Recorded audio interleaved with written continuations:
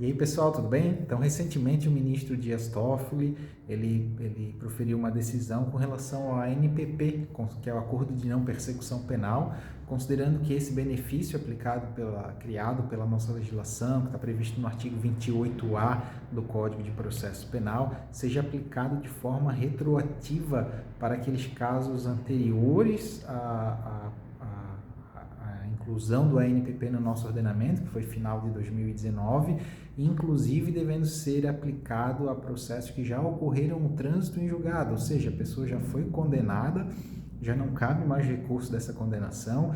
O STF tem entendido que o acordo de não persecução penal deve ser estendido para essas pessoas também. A gente tem bastante material falando sobre o acordo de não persecução penal, mas de modo geral ele é um benefício previsto na legislação que concede às pessoas que estão sendo processadas a crimes ali com a pena mínima inferior a 4 anos,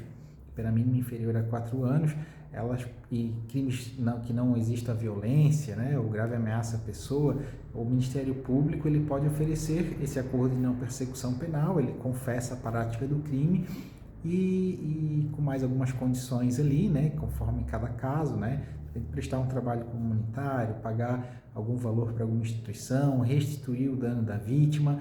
Esse processo ele se encerra, né? A pessoa ela não precisa responder todo o processo. Então, o STF tem entendido reiteradamente, como eu falei, né? O ministro Dias Toffoli, o ministro André Mendonça já entenderam que esse benefício ele deve ser aplicado de forma retroativa a todos os processos. Se discutia num primeiro momento, porque é uma norma processual, ela está prevista no Código de Processo Penal. Então, no primeiro momento se discutia isso, né? Porque a norma processual, em regra, de modo geral, ela se aplica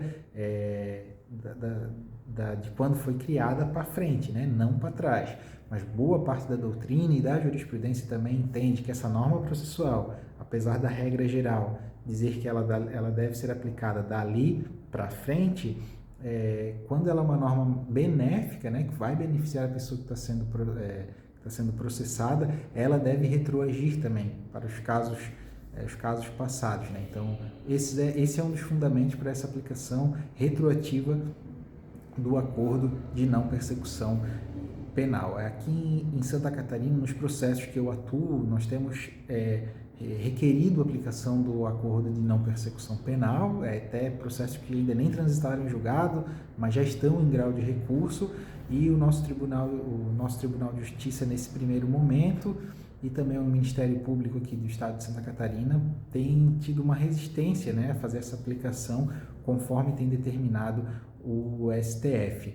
E nesses casos, né, obviamente, caso se concretize que eles entendam o contrário ao STF, de que o ANPP não deve retroagir, nós vamos impetrar os competentes habeas corpus para buscar essa retroação aí do acordo de não persecução penal, porque em determinados casos realmente ele é mais benéfico para as pessoas que estão envolvidas no processo, né, para o próprio acusado e também muitas vezes para a própria vítima, porque um dos requisitos do ANPP, uma das condições que podem ser impostas ali é que seja indenizada a vítima, né? Então a vítima, por exemplo, teve um prejuízo X lá, uma das condições desse acordo de não persecução penal é que a pessoa que está sendo processada, que está sendo condenada, que possivelmente vai ser condenada, que ela